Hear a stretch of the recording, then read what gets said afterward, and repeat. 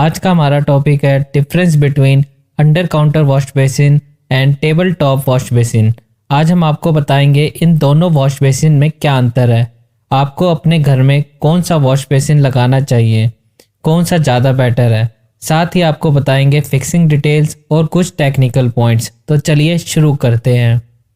वैसे तो wash basin home या ऑफिस इंटीरियर का बहुत ही छोटा पार्ट है, पर इसका यूज़ सबसे ज़्यादा किया जाता है। इंटीरियर्स में वॉश बेसिन का सही सिलेक्शन बहुत ही इम्पोर्टेंट है। वॉश बेसिन काउंटर टॉप हो या अंडर काउंटर, यह उसकी यूसेज पर डिपेंड करता है। फॉर एग्जांपल, अगर वॉश बेसिन घर के लिए लेना चाहते हैं तो अंडर काउंटर वॉश बेसिन और काउंटर टॉप वॉश बेसिन दोनों ही लगा सकते हैं, क्योंकि घर में वॉश बेसिन का यूज़ सिर्फ फैमिली मेम्बर्स द्वारा ही किया जाता है।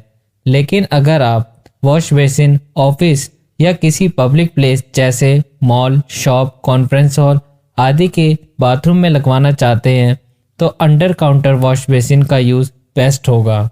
ऐसा मैं इसलिए कह रहा हूँ क्योंकि अंडर काउंटर वॉश बेसिन को क्लीन करना आसान होता है, क्योंकि इसमें काउंटर और बेसिन का टॉप एक ही लेवल पर होता है। हैंड वॉश के बाद जो पानी काउंटर पर गिर जाता है उसे आसानी से स्मॉल वाइपर की मदद से साफ किया जा सकता है। वहीं दूसरी तरफ काउंटर टॉप वॉश बेसिन को इस सिचुएशन में साफ करना थोड़ा सा डिफिकल्ट हो सकता है। दूसरा, वॉश बेसिन का सिलेक्शन उस एरिया के आधार पर भी कर सकते हैं जहां उसे लगाना है। आपकी जानकारी के लिए बता दें, अंडर काउंटर वॉश बेसिन ज़्यादा जगह ऑक्यूपाई करता है काउंटर टॉप वॉश बेसिन की तुलना में।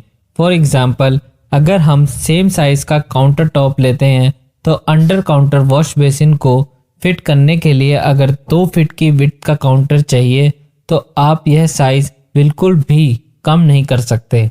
लेकिन अगर काउंटर टॉप वॉश बेसिन है तो काउंटर की विड्थ को 18 इंच तक किया जा सकता है, क्योंकि यह बेसिन काउंटर के ऊपर लगाया जाता है।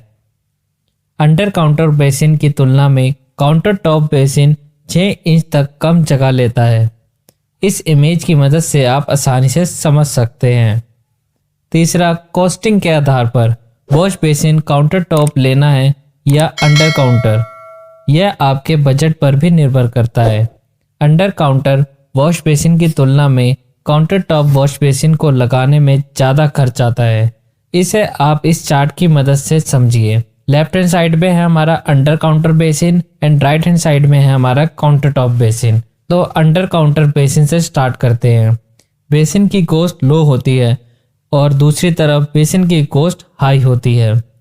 नॉर्मल साइज के नल या फॉसेट का यूज़ किया जा सकता है, वहीं दूसरी तरफ लॉन्ग बॉडी नल या फॉसेट का यूज़ होता है जो ज़्यादा कॉस्टली आती है। वैनिटी की जरूरत नहीं, दूसरी तरफ वैनिटी होना जरूरी है। नेक्स्ट पॉइंट, एस्थेटिक्स और लुक्स के आधार पर देख लेते हैं।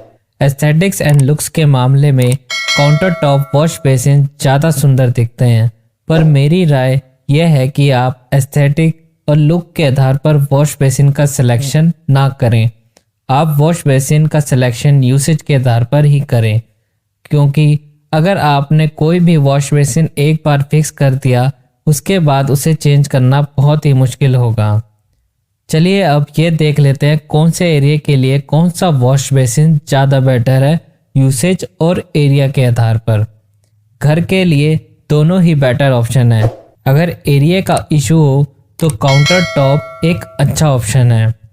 ऑफिस के लिए मैं रिकमेंड करूँगा अंडर काउंटर वॉश बेसिन, क्योंकि यूसेज ज़्यादा है और मेंटेनेंस कम, तो आप अंडर काउंटर बेसिन ही लगाएं।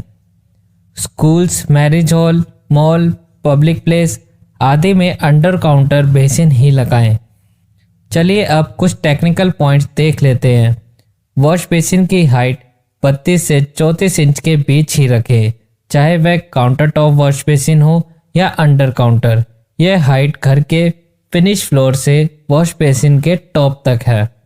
नेक्स्ट इज, नल के पानी का कनेक्शन गर्म और ठंडा दोनों होना चाहिए। नेक्स्ट इज, मॉड्यूलर फॉसेट या नल का ही यूज़ करें जिसमें ऑटो मिक्सर हो। अब मैं आपसे रिक्वेस्ट करूंगा कि प्लीज़ वीडियो को थोड़ा पॉज करें और डिटेल्स को ध्यान से पढ़ें। होप यह वीडियो आपको पसंद आया होगा, तो वीडियो को